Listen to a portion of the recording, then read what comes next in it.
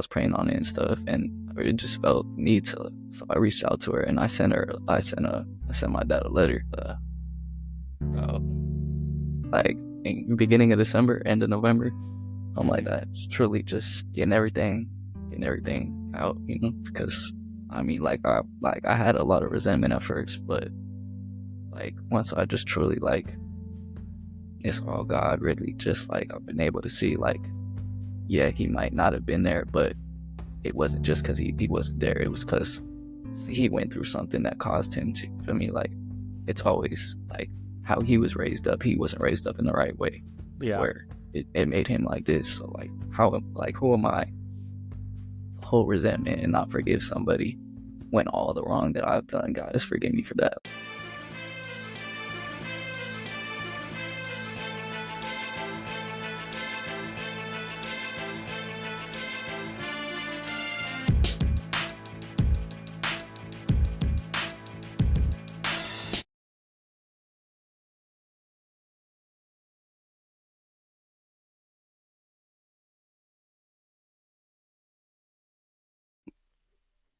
All right, guys. Hey, welcome to another episode of Mediocre Dads, where being mediocre is a choice and you have to refuse to be mediocre every single day.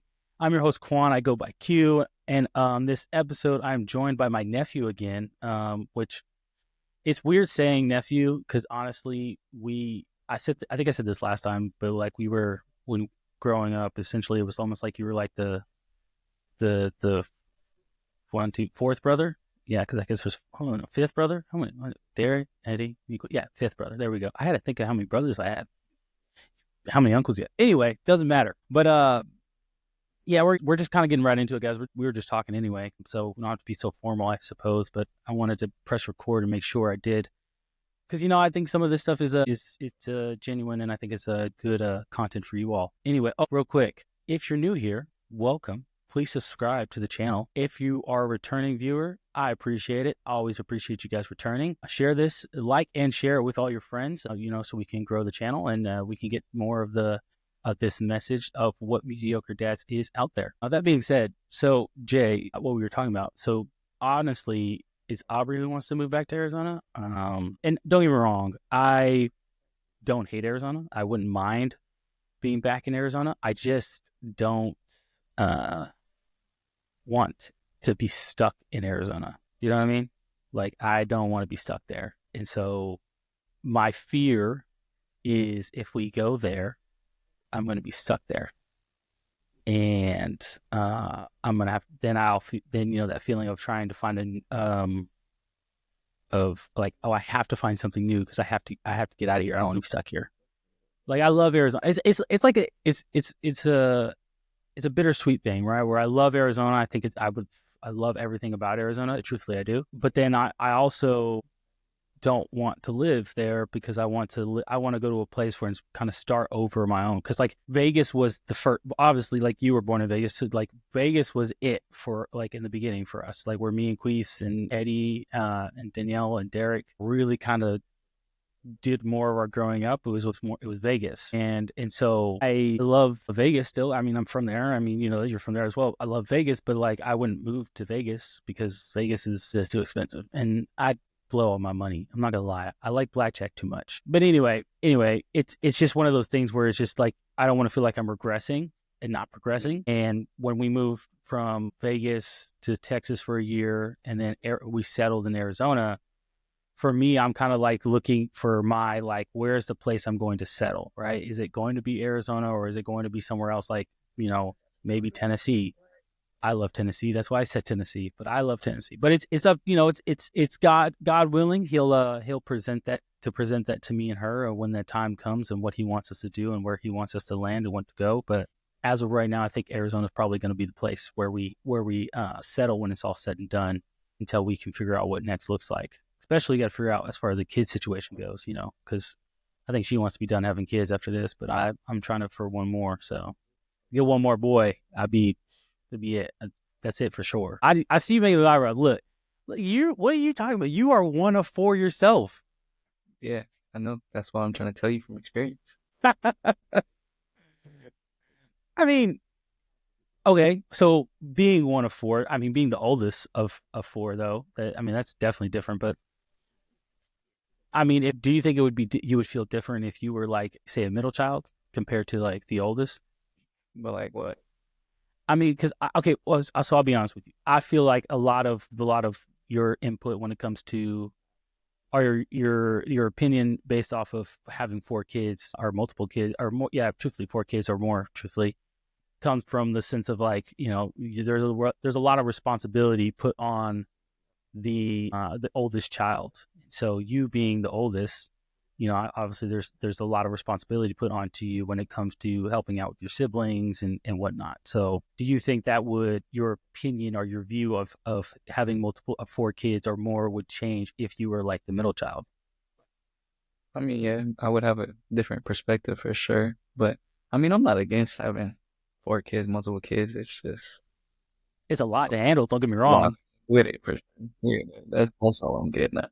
Yeah, and look, there's a lot of money that's a lot of money involved in taking care of four kids, and so don't get me wrong, I'm fully aware of those challenges that are going to occur if four kids that is something that happens in our future. But again, I do believe that so when God created Adam and Eve, was it after he created Eve with him? I think it was. He goes, we'll go forth and multiply, right? And so, like, I do believe, we're put on this earth to multiply. I do believe we're put on this earth um, to, grow the population, if you will. And so, I think obviously you do that with more kids, and the more kids you have, truthfully, it's all about. I think as you get older, and when you get to I would think about like mom's age, right, or pop's age. For them, what they're thinking, what their concern is, or what I imagine their concern is right now is more of the like, okay, my family, right? Like, I have a big do I have that big family? Just grandkids, kids, like I see them, like just that family aspect of having people being surrounded by people that you love, and when it obviously as you get older. I think that's what kind of more what it turns into is to be about. Don't get me wrong, there's going to be some challenges throughout the way, but it's kind of like one of those things where I think you want that big family in the end versus say you only had one kid and then that one kid only has say two kids. It's like four of you and you're just like, this is boring. This is very, very boring. Not to shame anybody who just has one kid. I'm just saying boring. Okay, boring. You like those personalities, you want those personalities. Anyway, that's enough about the Arizona thing. So for you though, last time we spoke, man, you were talking about how you had a lot of change had happened in your life, and and you've had the feeling that God was leading you in a different direction than you originally intended or you planned for yourself. What is this? What's the Bible verse? Man plans, but the Lord directs our steps. I might be mixing the two, but anyway, you get what my drift. So obviously that a lot of plans have changed for you. So kind of what are you doing now? Like where are you at now? Has the Lord revealed to you kind of his plan for you in your life and what that direction looks like? So yeah, it's really just I've just been really growing lately. It's just been about a lot of growth, finding who I truly am myself, and with that comes with to find yourself, you have to find God. You have to know God to know yourself. And then once you know yourself, then you can actually get to know others. So I've really just been spending a lot of time wanting God more, reading more, devoting more, praying more, fasting more, just really everything working on, just seeking after that growth and seeking after his face and not just his hand, Yeah. necessarily wanting something specifically out of it, but just truly just seeking after him, and growing in the fear of the Lord. And I think that's really how I've been growing lately. And so I haven't there's been a lot of changes, yeah, but I haven't necessarily it's been a calm season for me, I'd say, in this past few months where I've just been really just devoted and just trying to grow more in every way possible and then being prepared. So like being prepared for whatever he has for me on the next side instead of like in my waiting season right that I'm in right now. I'm not just sitting there idle, you feel me? I'm preparing myself to get to when I have a family, to get to when I'm fully committed into my career, commit to when I'm fully everything that he has in store for me. So I'm really just been working on sharpening all my tools, you feel me? Just growing as a man, as a person, as a man of God, in just every way that I can possible, so that when the time comes for him to walk me into my purpose as he's got in my hand, that I'll be ready for it as much as I could be, you know? Yeah. No. Go ahead. Sorry. No, you're good, you're good.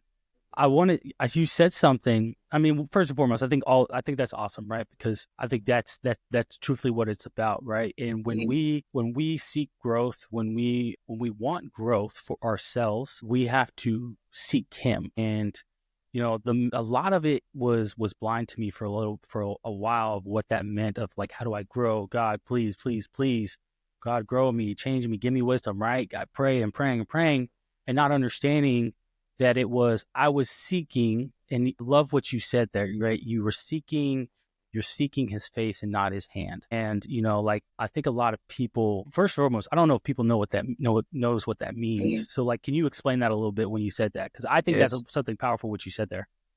So a lot of times we more so cry out to God when we're at our lowest, when we're at our highest. We want to praise him. We turn to God as a genie or some sort, like, God, please do this for me. Please help me get an A on this test. Please, Lord, don't let this happen to me. Please, like, why? Please, God, like, you're in the hospital. Please, God. And it's always, what can you do for me? Instead of just saying, God, I thank you for all that you've already done for me. I thank you for all that you already are, all that you are, for who that you are, for even if you don't give me anything else, what you've already done is enough. And it's just truly living in reverence and just respect and utmost fear for him, and just truly, like, just honoring him for all that he is. Yeah. Well, and that's the thing, right? Because when I was younger, I would, and when mom and pops would tell me, like, oh, you got to pray, you got to pray more, you got to connect with God. I thought that connection meant, okay, as long as I'm praying and that means I'm asking God for something. When I'm praying, that means I'm asking for something, or I want something, or I'm expecting something from him, rather than I'm praying to praise him and acknowledge him in his greatness and his glory, right?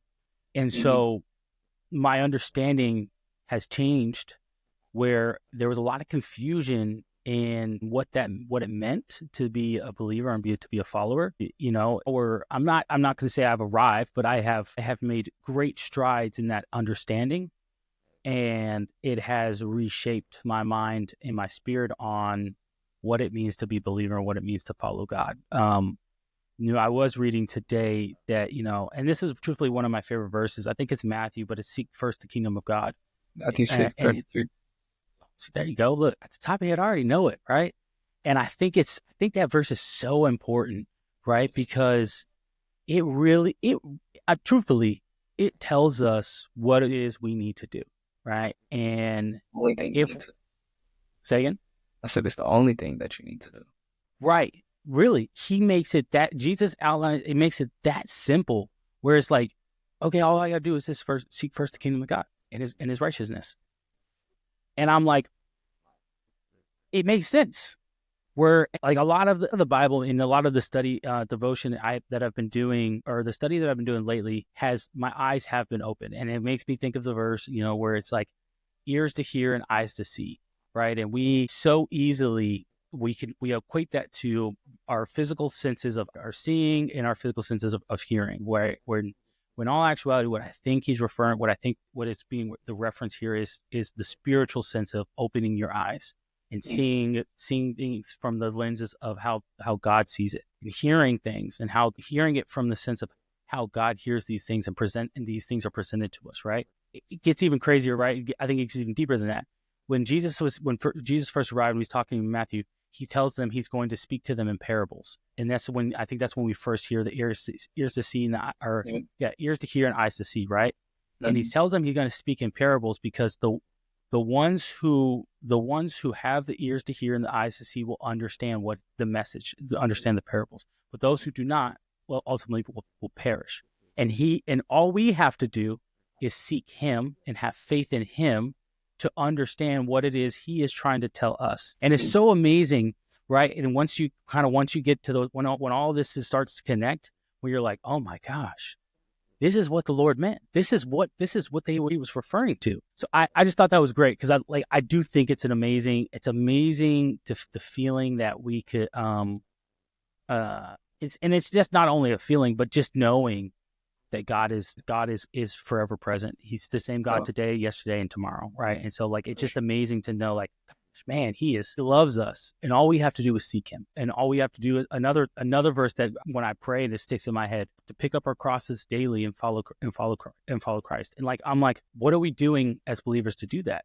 So there's so many different ways into it. And again, I don't mean to get too deep into like a Bible study session over there, but like it excites me because I think it's the genuine aspect of just like we want to seek understanding, we want to seek wisdom, and he outlines it there. But when he gives you that glimpse, you're like, I never want to let this go. So you mentioned you got a job, right? You mentioned you got a job in your coaching, right? I think you're still coaching, or they're both the same. So kind of what led to that? How did that happen? You hear me? Yeah, I can hear you. Did it tell you have to like restart your thing? Nah, it just disconnected, but wait. Okay, cool. What you saying? No, I was saying you mentioned you got a new job, or you got a good job out there, right? And so, I mean, I obviously, last time we spoke, we were talking about how, God has a plan for you, and you maybe you don't exactly know what that plan is, but you're trusting His plan for you. And so you're still in California right now, and you're coaching still and all that, and you got a job. So like, what led to that? You getting that job and doing all those things? Just truly just being patient and not just unnecessarily trying to rush into anything, and just not be overcome with just, oh, I need to go get money. I'm trying to do something to where I'm actually enjoying it, and coaching is what I enjoy. Pouring into people is what I enjoy, especially kids and the youth. So just being able to do something to where I actually enjoy, because so many people, man, they just, so many people just work. Just, I got to get money. They hate their job. They hate everything that they're doing. And it's just like, bro, we're supposed to be working unto the Lord, to where everything that we do should be in glory and honor of Him. So like every time I'm able to be a light to these kids and to be a blessing, because, so many kids are going through it, having terrible at home lives, at school lives, all these struggles and all these things. So just to try and be as consistent as I could be, and show up as a light in these children's lives, and just be a blessing to them in every way that I can.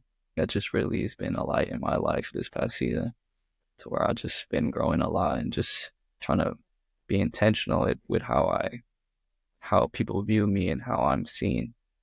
If it makes sense. No, it does. Yeah. I think that's phenomenal, right? I think that, having that, knowing and understanding what it is that brings you joy, and that brings you that ability to say, to pour into others, to say, hey, like, this is when I feel like I'm at my best, and I can really live the life in which God has planned. That is what I think, that is what a lot of us are searching for. A lot of people today, if they're not spiritually inclined, they'll say, hey, I want to go work where they're like, I'm seeking happiness, right? And don't get me wrong, there is a form of happiness that comes from when you have found the calling that God has, when you fulfill the calling that God has on your life. However, there are going to be ups and downs, ebbs and flows, and it's less about the feeling, but it's more about the glory of God. And so for you to be able to find that, to say, hey, you're in a place where, you can bring glory to God, you can be a light to these young men. Oh, that's amazing. So your passion is in coaching, and you wanting to continue the coaching. Are you trying to, get into like, a high school team, like to coach a high school team, or to coach college? Like, I guess where do you see yourself going with the coaching, in the sense of like, is it just like hey, this is just, I coach a Pop Warner league, and I have a regular 9 to 5, if you will. No, I got you. I mean, ultimately the goal, God willing, would be to be coaching at college, if not the pro level.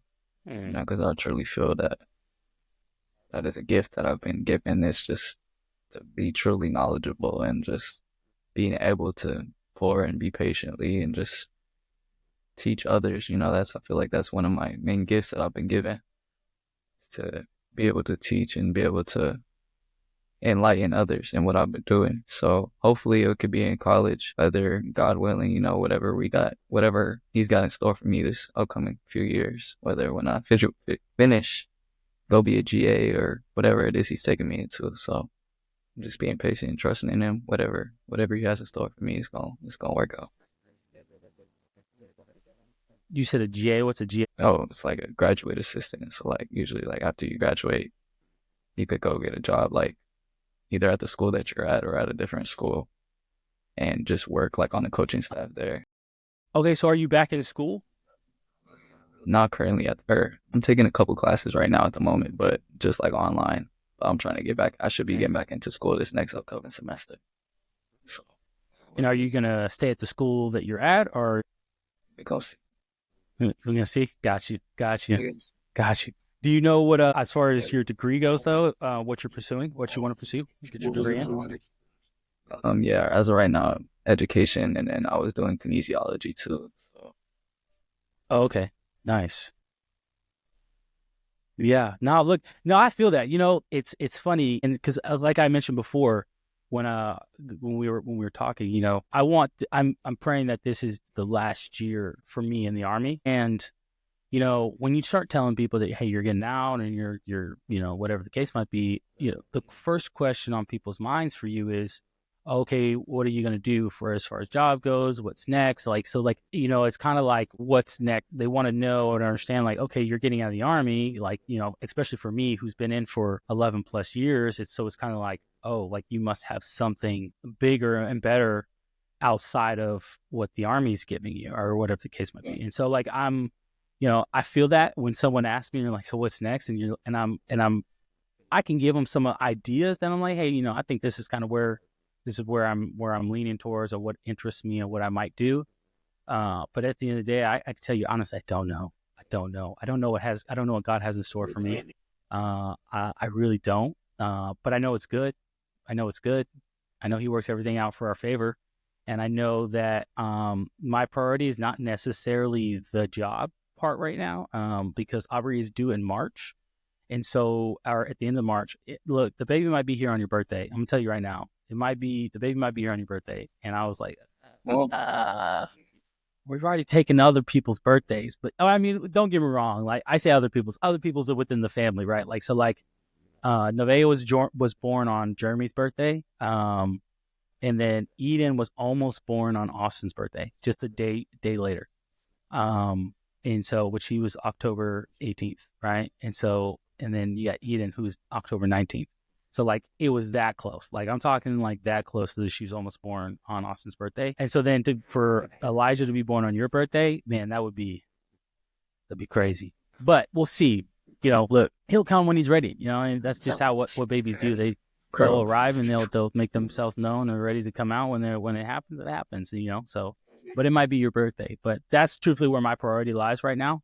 Is just preparing and welcoming my first son into this world, and then from there we'll kind of figure out what next looks like. But I think it's about kind of taking like one opportunity at a time, and then figuring out kind of where to go from there.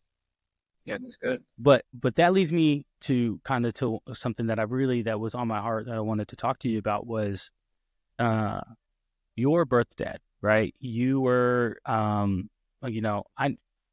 remember when Danielle was pregnant with you. Good Lord, back in 2004. Man, well, 2003 and 2004 because you were born in March. But yeah, still, I remember. So first and foremost, have you met your dad? You have not. I was one.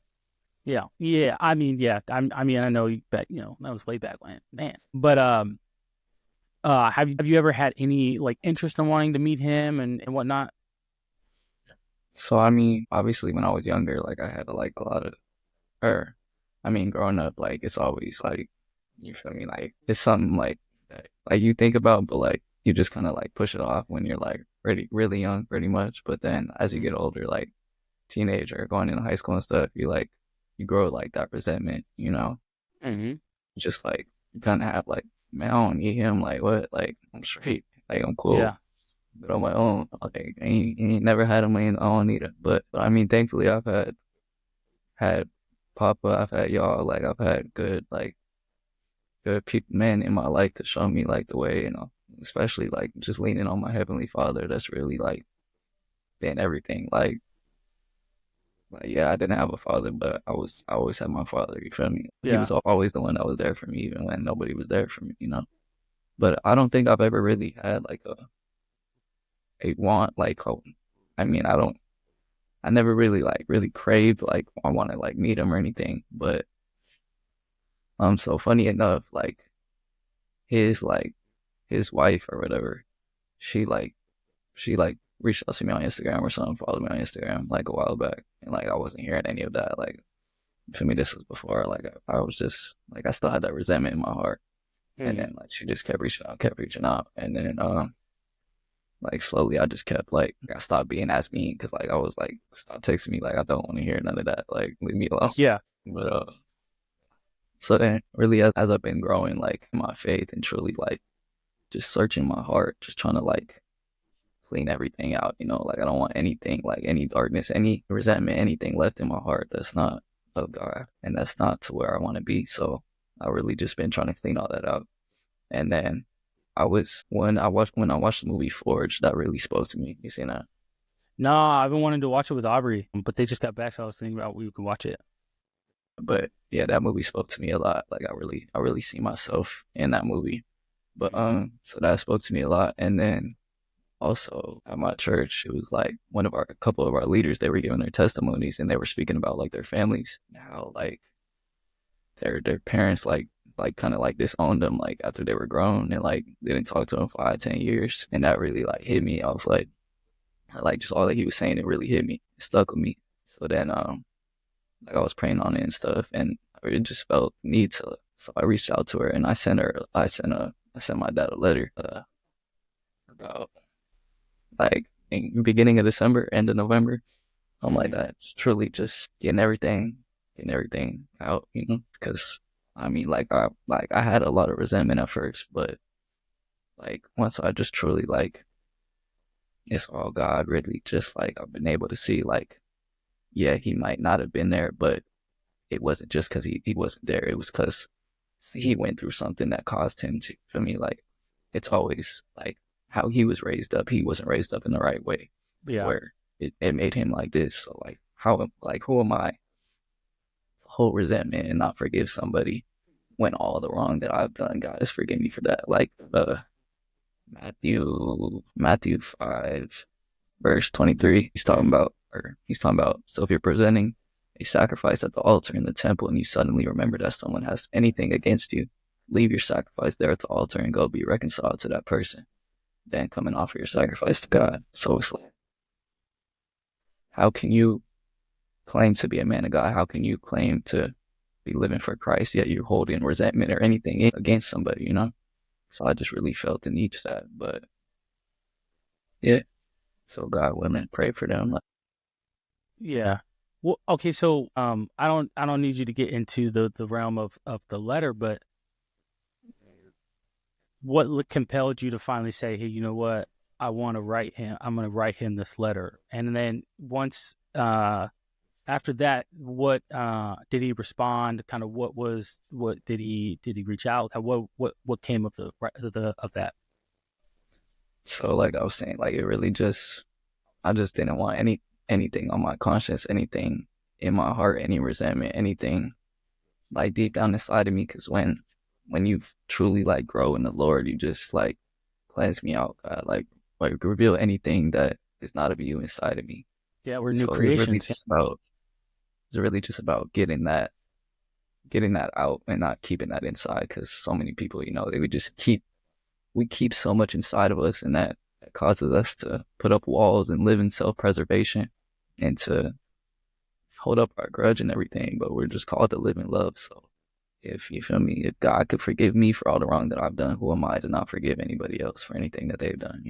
Yeah, I mean, but and so you're aware of what happened, right? Yeah. Right. And so, and I won't, I'm not here to put that out here on this platform. I would never do that. But, you know,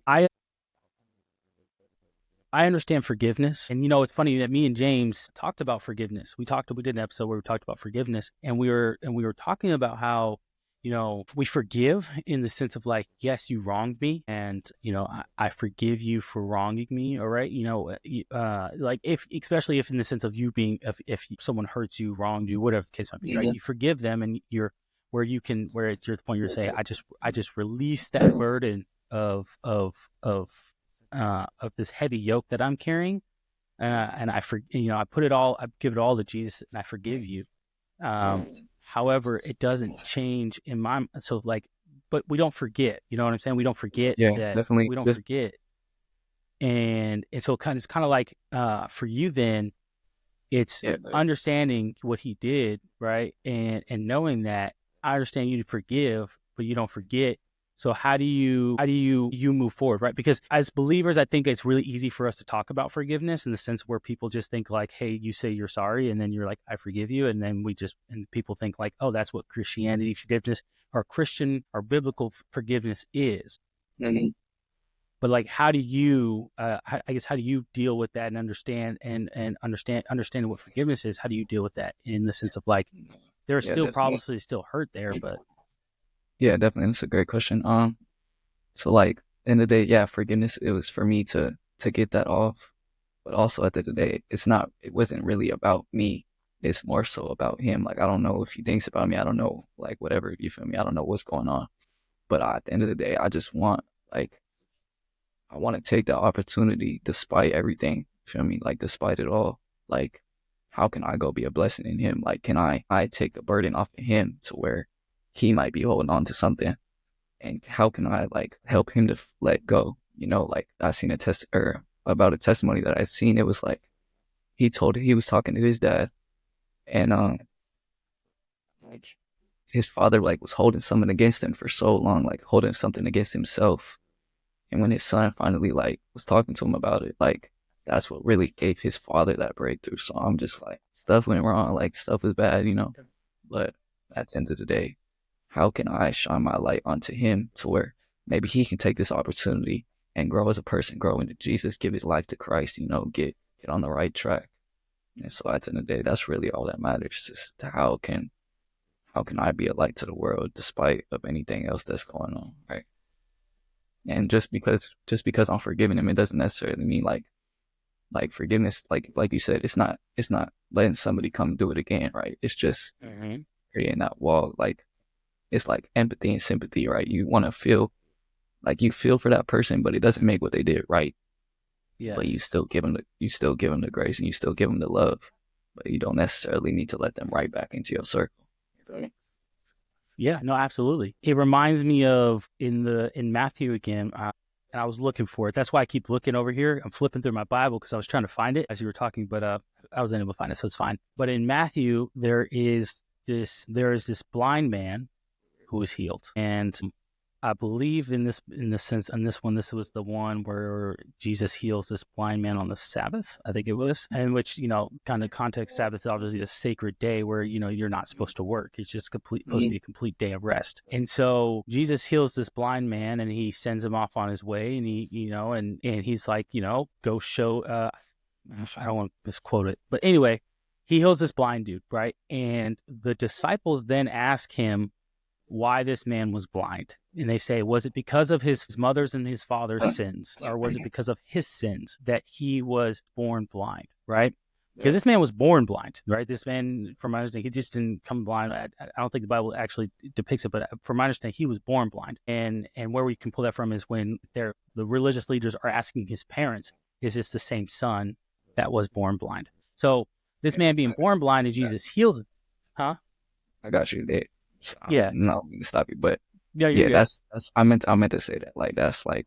That's just me trying to break those generational curses. Anything that's on top of my name, like I'm gonna stand in the gap, right? Despite anything that's going on, right? Yeah, it wasn't for me, but as a man of God, I'm trying to stand in the line, break anything off my name, break anything off my generation, anything off my last name. You feel me? Like, Yeah. I'm not just gonna let that happen. You feel me? I'm gonna take what it needs to. I'm gonna do what it needs to do to where that's not gonna continue in my generation. And that's the beautiful part, because what ends up happening is when Jesus heals him and the disciples ask him about if does it have to do with the generational curses, the generational sins of his parents or those before him, or even him himself. Jesus, man, I'm drawing a blank now. I had it straight in my head. What did he tell him? It was in Matthew 2. It was what did he say? That's what it was. Jesus responds to them by saying, basically, and I'm going to summarize here, guys. I'm not quoting directly because I don't have it pulled up right here. What Jesus ends up telling the disciples is that God made him blind in order for Jesus to be able to show them perform this miracle, right?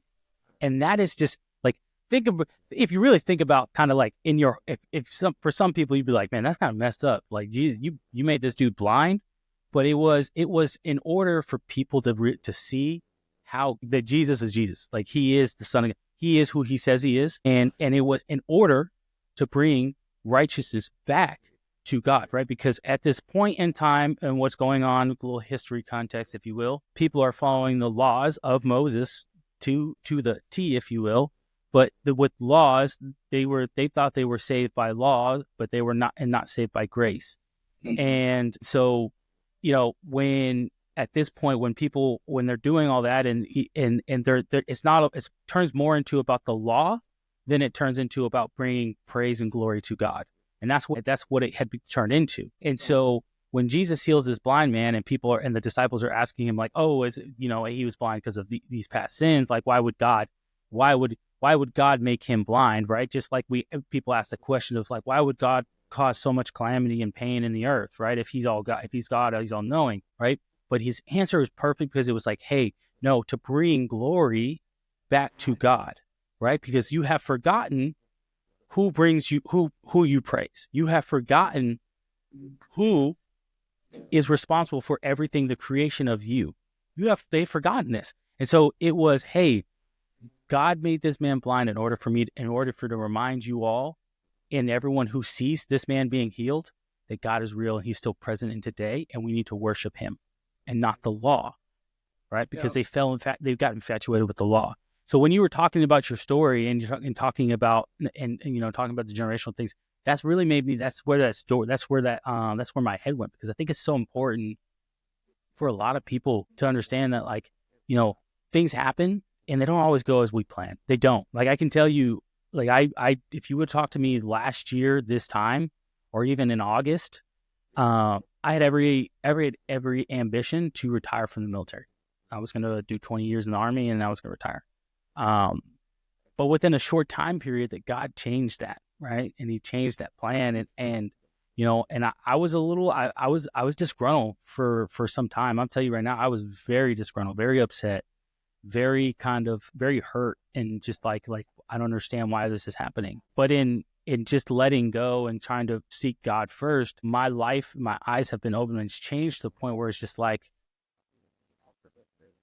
he may have closed this door for a reason. He closed the door for a reason.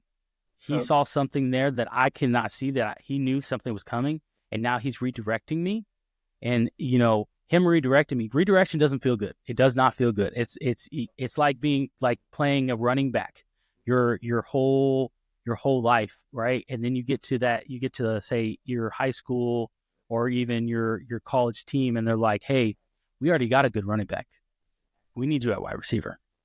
And you're like, what? Like, I've never even seen myself in that way. You know what I mean? Like, so like this idea of just changing and trying to evolve and just, it's similar to that. So I definitely can feel that. Go ahead.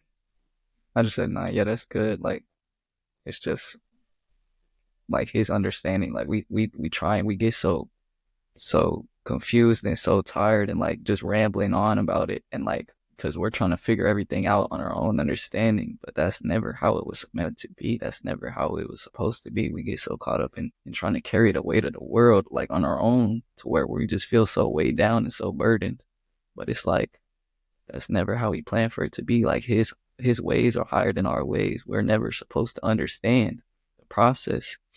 But that's why we in such a microwave generation, a microwave world, to where we just want everything like right now, our way. How can we do it right now, our way? I mean, but when we just truly trust the process and just trust in God and rely on Him and His own understanding and not our own, that's when everything else just becomes clear. Even though it might not be clear at all, you still have that peace. 100%.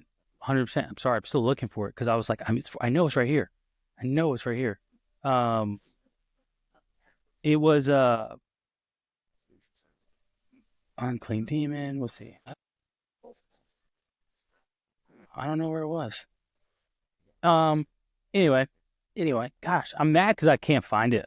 Truthfully, I'm mad. Can't find it. I can't find it. All right, I'm gonna put it in the end. I'm gonna put it in the end here because I know. John 9:13.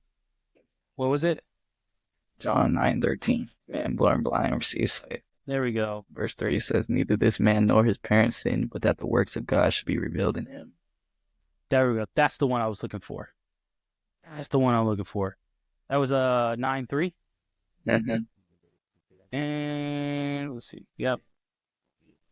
Because so I'm gonna read this to you. I want to read this to y'all because I do think it's important, and I don't think I'm a great storyteller at times. So he says, this is John 9. As he passed by, he saw a man blind from birth, and his disciples asked him, Rabbi, who sinned, this man or his parents, that he was born blind? Jesus answered, it was not that this man sinned or his parents, but that the works of God might be displayed in him. We must work the works of him who sent me while it is day. Night is coming when no one can work. And I thought that was so perfect to kind of align with what you were saying is, we get upset when these things happen in our life and we're just like, why me, God? Why me?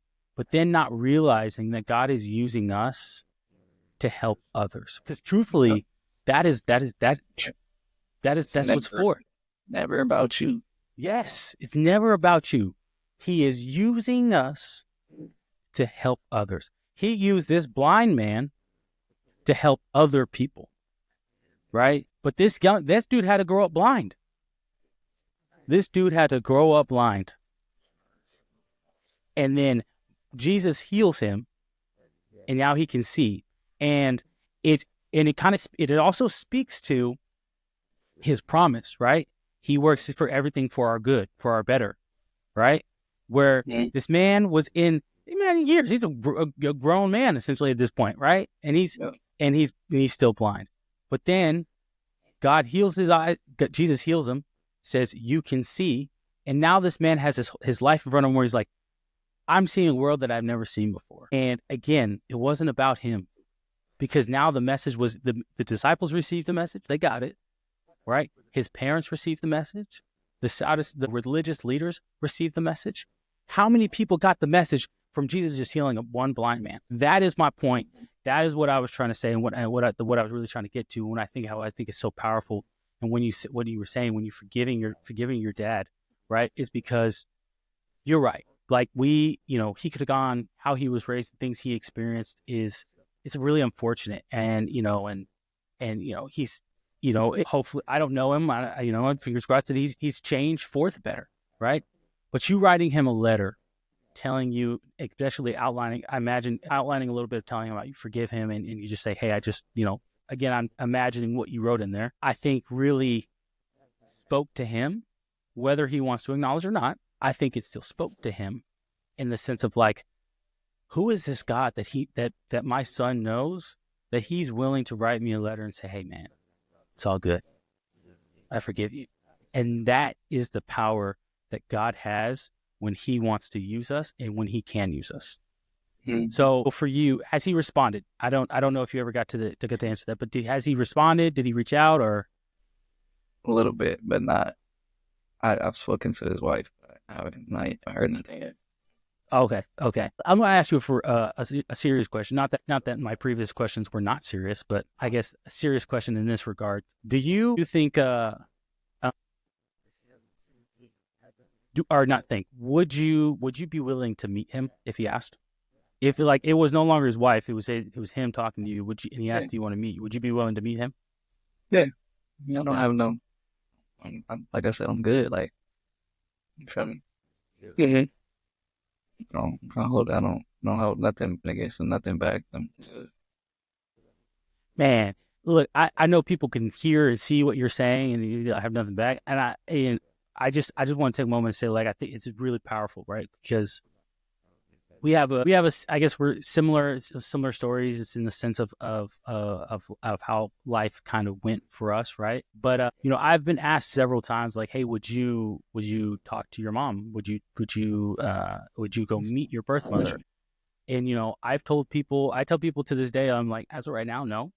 I said I don't have any interest of meeting her, and truthfully, it has a lot to do with the fact of, like, I don't know if I'm prepared for the emotions that will come with meeting this person that I wanted to know and to meet and wanted to understand for such a long time, right? Where now I'm 30 years old and I'm like, look, I got my own family, and I know one thing for certain: my kids will never experience what I experienced. Like, don't get me wrong, I would be so blessed to be adopted, right? Me and Queese, two twin brothers. Let me tell y'all, like, just understand the miracle and one of having twins, because the birth rate for twins, I was happening to look into this, was, while it's successful for a good portion of the time, it's how twins work, and it could happen where one of them ends up passing before they're due for actual birth. So, like, the miracle to have twins, especially at my mom's young age of 15,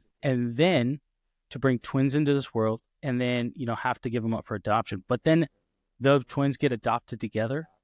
Like, I understand the miracles that happened back to back to back to back, that, like, God's batting for 100, saying, I got you, don't worry about it, I got you, and he's taking care of us, he's taking care of me and Queese throughout our entire life.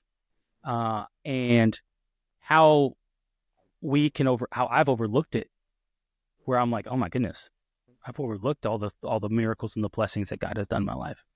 Because how easy it could have been to say, like, Mom Possum is like, I can adopt one, I can't adopt both of them.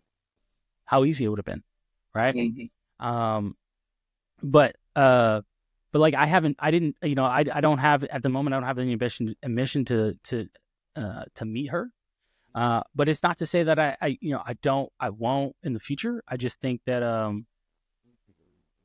I haven't reached the point that you have, and I'm envious in a good way, right? Of where you were able to reach that point where you wrote the letter and you're able to speak to them and just kind of open up and just say, hey, like, this is really where my thoughts are, where my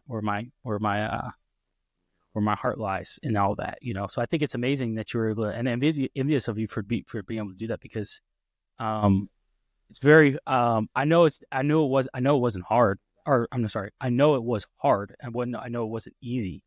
It was very difficult, y'all. I know that for a fact. So for you really, what? I said it's nothing but God, for real, man. It's really just His grace is sufficient. You feel me? His strength is made perfect in our weakness. So just gotta lay it down at His feet, and you do the rest, for real. Yeah. No, absolutely. And that's where that Thanksgiving comes from, where we can really just say, hey, thank you, God. Like, you've given me so much, right? Like, Jay, like, I can tell you, I hit so many examples in my life, I'm talking, like, in the last, like, 4 months, where I'm sitting in my battalion commander's office, and I'm being told bad news. Truthfully, it's bad news. I was being told bad news, right? But, like, God was there. He was there, right? Because I'm telling you, I've never felt such a calm spirit before in my life. Usually I want to get angry, I want to get mad, I want to get upset. I'm like, oh, I'm pissed off, and I'm gonna let you know. Where I'm just sitting there, and I knew God was there. I knew He was, because, man, He's giving me this bad news, and I just look at him. I look at my it was battalion commander, command sergeant major. And if you're military, you know who I'm referring to. Just basically, like, they're like my senior bosses at this point, right? And they're giving me this bad news, but I'm able to smile, and I'm able to say, well, thank you for your time. I appreciate it. Knowing in my mind, and this is where I really understood what faith was, knowing in the back of my mind, this is what God wanted. Yeah. This is what God wanted. Yeah. Count it all joy. I asked for something, and He answered it, and I'm happy He answered it. It may not seem like it's good here right now, but guess what? He answered it, and man, was I happy when He answered that prayer. And when He answered and He showed me, I'm like, thank God. This is all you. It didn't feel good, But knowing it was good, knowing what God was still working, and I was like, man, this is the peace. This is the seek. I seek that peace, that feeling. I seek that opportunity to be in that, to know, like, because that's really when I really felt like I was in the presence of God, of to knowing this is what true serenity and peace looks like, and know what faith looks like. I seek that because I believe that is what how Paul felt when he was in prison. And they're like, you're in prison. Be upset that you're in prison. And he's just like, no, glory to be to God. It's God's will. Keep in mind, they tried to stop Paul from going, knowing he was going to be arrested and he wasn't coming back. They tried to stop him and convince him, no, don't do it. But God, he finishes and he says, if it's God's will, it's God's will. Not even that. They was beating on him. They was trying to kill him. Literally, I was just reading that yesterday. Yeah. They was literally trying to murder him. And then, so like one of the most everybody love the verse, I could do all things through Christ who strengthens me. Mm-hmm. But the two verses, or the verse or two that come right before that, that I'm content through all things. I'm content through anything, any situation, any circumstance. As he's in prison, as he's beaten to the point where he can't even walk himself. They had to carry him. All these stuff that he's going through, and he's content through it all. And he's content through it all because he knows that Christ got him no matter what. That's where he can do all things through him. You feel me? That's that true strength that he really gives you, and that peace to where literally no matter what's going on, we able to count it all joy, be able to rejoice through all the trials, through all the tribulations, through all the hardships, and just truly just live in the peace and the love of God. And it's also amazing is because even the disciples said it. They mentioned this was they were thankful, and this is when the disciples were beat and whatnot, because they were preaching in the name of Jesus, and they were told not to preach with under the name of Jesus. And when they were beat and they were flogged or whatever, and they were sent on their way because they were talking about killing them.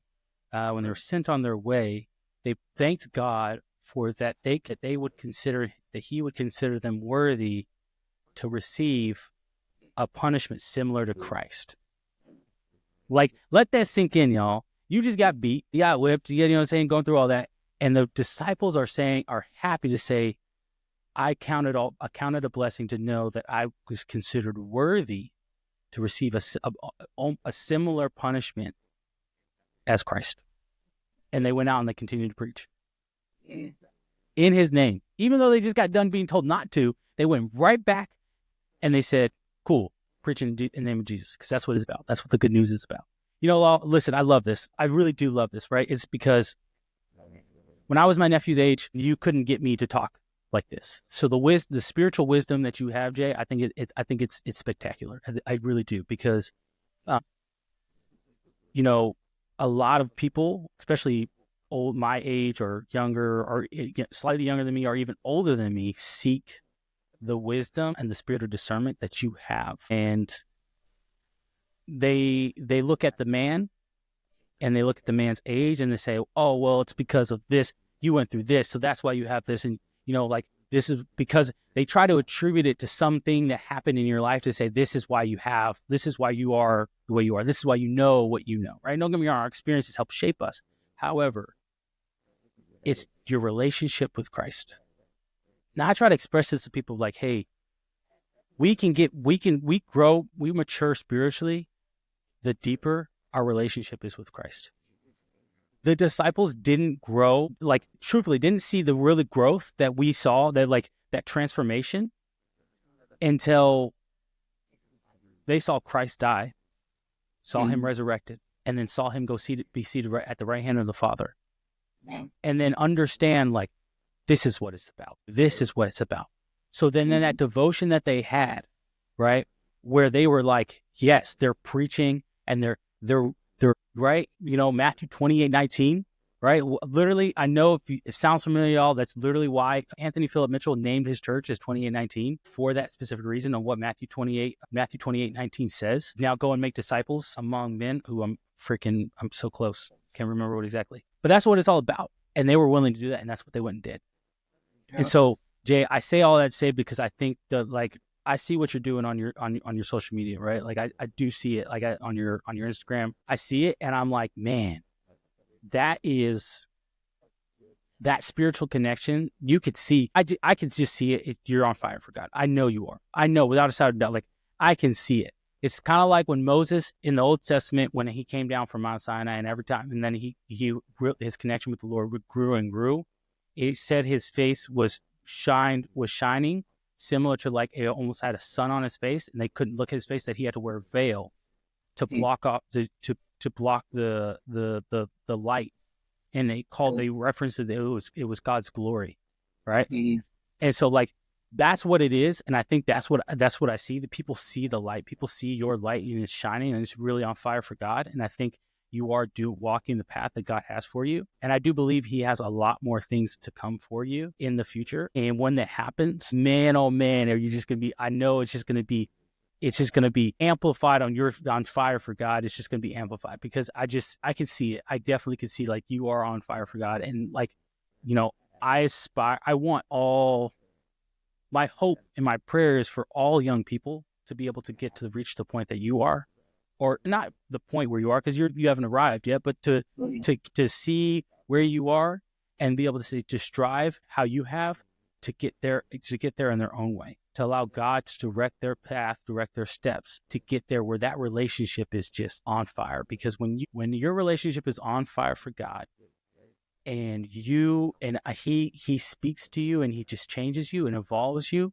we're made new creations. And so when we're made new creations, man, it's amazing what happens. It's amazing what happens. I'm smiling out because like it excites me. Truthfully, I never imagined that you, my nephew, would not be like not close with God, but like to be able to hear you speak about God, and just to know and have that understanding. I never imagined that, right? Because I myself never reached that at your age. So I was like, of course, it's just a thing that doesn't happen anymore. But I can see it, and it's an amazing thing. Final thing. Go ahead. I just say I'm honored. I appreciate that. Like, I'm honored to even be able to be seen in the light, to be able to be a vessel. I just thank God to even be remotely close to where I'm able to even be used by Him. I'm just truly eternally grateful, and I'm just blessed. But I'm nowhere like I'm greater. I'm better than I've ever been, but I'm nowhere close to where I need to be. You feel me? Like the person that I am now is better than who I was, but it's not because of me. It's because I am. You feel me? God is really the one that came in and moved and saved me. And it wasn't. It's not. It's not just something that happens in an instant. It's a process. It truly is. Like, salvation is an instant, but sanctification is a process, right? So it's truly just picking up that cross daily by daily, whether you see something happening in your life or not, whether you feel God or not. Just read your Bible, the daily bread, like truly consume and just spend that time. Literally, like at first, I would be reading my Bible, I'd be falling asleep, like I wouldn't like it was boring, but like truly just keep seeking Him daily, daily, daily. Put down everything that's holding you back and just seek His face daily. And I promise you, like, trust the process. Like, we hate the process so much, but truly just trust the process and stick with it, bro. And you're going to look back and see how far God is taking you. And then you're going to looking forward. You're going to look in front of you and see how much farther He's still going to bring you into. Because I know He has greater in store for me. I know He has greater in store for everybody else. Yeah. But we just truly have to keep seeking Him, and He's going to reveal it to us. 100%. No, it's like you said, we live in a microwave culture where people want the end now, right? They want the thing that is promised now. And it's like the person you are now, while changed and while improved and while made new, still requires more change to occur for you to be able to receive what God has in store for you. And like, I get excited and I get on fire for God because when it comes to reading the Bible, y'all, like I genuinely do, because when I was younger, I loved to read, and I still love to read. It's just a lot harder now because I got a lot more distractions around me. When I first started reading the Bible, I didn't understand. I was like, man, this is kind of boring, like you said. But it was when I realized how the Bible is all connected and how everything is connected, how you can find things and references to the Holy Spirit and to Jesus in Genesis to going all the way to when Jesus is born and to his crucifixion, and that afterwards you can see the connection there, where you can see in the connection in David's time. You can see the connection, all these connections, how it's all intertwined, and it's just amazing to me. That's why I get so excited, because I'm like, this is y'all, like, my understanding of how I have to, like, why when I do certain things, or when I understand certain things, believe in certain things, like I want to know more. It's just I like research and looking into it. That's like kind of who I am. And by doing this, I have seen that connection. I'm like, there's no way this is not real. There's no way. There is no way. There's no way that Jesus is real. There's no way you can't tell me Jesus was real, right? There's no way you couldn't tell me that Jesus died and he rose again. There's no way. There's nothing. You can tell me. You can tell me, right? And if that's real, that means that the Red Sea was parted. That's what that means. If him dying and resurrecting, or being resurrected is real, which I 100% believe it is real, that means that Noah and the ark was real. The flood was real. That means that manna falling from the sky while the Israelites were wandering in the desert for 40 years was real. That's what that means. That means Moses striking the rock and water flowing from it. That means that was real. That means Moses going up to Mount Sinai and being in God's presence, and God prescribing the 10 commandments on these 2 stone tablets. That was real. Jericho walking around, the Israelites walking around Jericho until the wall came falling down. That was real. That's what I'm saying. Like, think about all of that is real. All of that happened. And you say all of that happened. There's no way you believe in Jesus, because he doesn't make you feel good, because he doesn't make you feel like the main character. We got main character syndrome. I think that's what a lot of people got right now. Is they got main character syndrome. We've watched too many movies where they're like, oh, I can relate to the main character. Hey, first and foremost, y'all, when they make these movies, they do that on purpose. They make the main character relatable because they want you to feel like you could be the main character, right? Now, what you have done, though, you've made an idol out of the main character. You've turned yourself into an idol. You have said, oh, I am God. And now you worship yourself, or you worship that person who you say, oh, that person's the main character, and you worship them. But do not make idols of man. I'm telling you right now, do not make idols of man, because the man will fail you. Men will fail you. Human beings will fail you, but God will not. Man, that's all we got, Jay. I appreciate you coming on. It means a lot to me. It really does. It really does. And I love talking to you. We have to talk more. We really do. Because every time I say we should do this more, I don't know what you got going on. And I'm terrible at texting. If you know me, you know this. I'm terrible at texting. I am a terrible texter. But if you call me, I will answer. We could talk for hours. But that being said, hey, thanks for joining me, Jay. Hey, guys, go check out mediocredads.net. We have our merchandise on there. Obedience demands action. Go check it out. Support. Get yourself a shirt. Get yourself a sweater. Definitely cold around here. We're getting colder, especially in Texas. I know we got a San Antonio. We got a freeze warning going on tomorrow. So get yourself a sweater. Get yourself a hoodie. Rock that brand, rock it well. Go to the gym. It's great great for gym clothes. That's where I really wear it. So go check that out. Again, subscribe to Mediocre Dads on YouTube. Go follow us on Instagram. And we might be getting into the sphere of TikTok. I'm not too sure. If you want to know my insights on TikTok, go watch the last video I did, which was like yesterday. Yeah, I did yesterday. It dropped yesterday as well. Go watch that. You kind of get, that's my little view in TikTok. But I don't know if I'm going to ever download TikTok, but I do understand that there is a potential benefit for TikTok. So, but we'll see. We'll see how that goes. But anyway, that's all I got, guys. Jay, thanks for joining us. And of course, guys, remember that being mediocre is a choice, and you have to refuse being mediocre every single day. That's all I got. Mediocre Dads out.